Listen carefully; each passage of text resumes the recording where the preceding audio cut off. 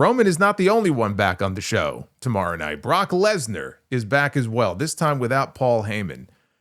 And there was a report from Ibu and the boys over at Self-Made. This has not been reported or verified by anyone else, but they say that Brock Lesnar and Paul Heyman have told WWE Creative, they have communicated to the powers that be, that Brock Lesnar should not be losing another match before his eventual retirement.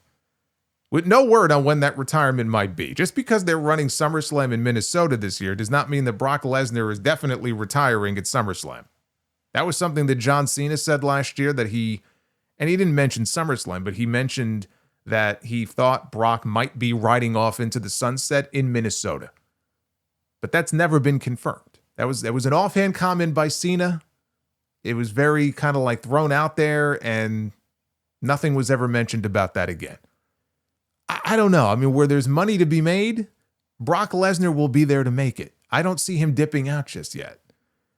But they claim that Triple H would like to book Brock against Gunther and Brock against Obafemi at some point. But if they do happen, that they would want Brock to lose both.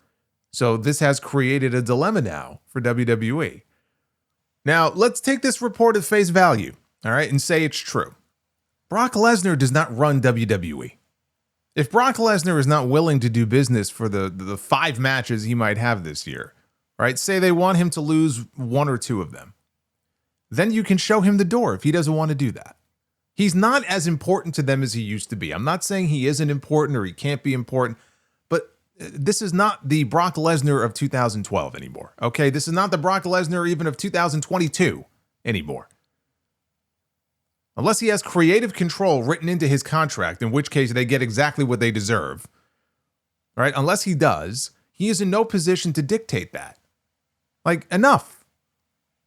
Enough. I'm not saying Brock should lose all of his matches, because if all he does is lose, then it just gets predictable. But there are people that he should be losing to help build them. He does not need to be built. I remember when John Cena was talking about losing to Brock at WrestlePalooza, and he said, it wasn't about me. It was about building Brock, right? Building Brock.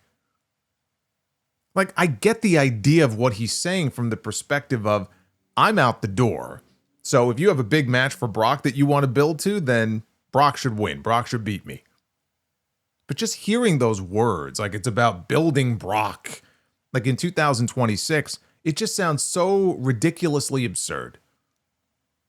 Now, if Brock Lesnar is really dipping after SummerSlam, like he's done, that's it, then go ahead and do Brock Lesnar against Seth Rollins or do Brock Lesnar against LA Knight at WrestleMania, because we know Knight is not winning. Okay, so that'll be an easy night at the office for Brock Lesnar. And then have him put Obafemi over at SummerSlam. And don't do the match with Gunther, because Gunther should not be losing to Brock Lesnar either. Neither Obafemi should not be losing to Brock Lesnar, and Gunther should not be losing to Brock Lesnar. You got to pick one or the other. In that situation, if Brock really is done in August, then you got to pick one or the other. And I don't really see how it benefits Gunther more than it would benefit Oba if Oba beat him. Oba is the play here, not Gunther. Like, if you're forced to choose between the two, it's Oba. But that's only if he's really retiring this summer. Otherwise, Brock and Oba, that should be the match for WrestleMania.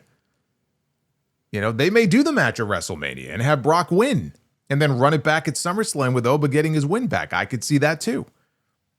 You know, one last long program for Brock before he splits. Fine. If that's what they're going to do, you know what? So long as Oba is the guy, because there really is nobody else on that roster right now who I think should be getting that spot other than him. Bayley, she won the women's gauntlet match on Monday to earn herself an Intercontinental title match tomorrow night against AJ Lee, where I fully expect Becky Lynch to crash the party. It does still feel like the direction is going to be a rematch of WrestleMania with Becky and AJ. Bayley, by the way, was the surprise opponent for Lady Flammer last night, or I guess just Flammer now, on the AAA show for the Reina de Reinas title. Easy for me to say. Flammer has held that championship for almost 950 days. She's got her own Athena run going on, the Infinity run here with this championship. So Bayley was the big surprise, and the fans there were shocked and happy to see her. Bayley was not successful. She won't be successful tomorrow night either.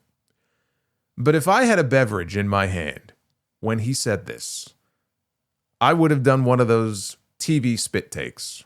JBL on commentary from whatever remote studio he works out of, because clearly Corey Graves and JBL and Rey Mysterio, they're working remotely. You don't even see them at ringside anymore. But JBL on commentary, when Bayley came out, and Bayley is in the ring with Flammer, he compared this to if Shohei Ohtani ever played against Nolan Ryan.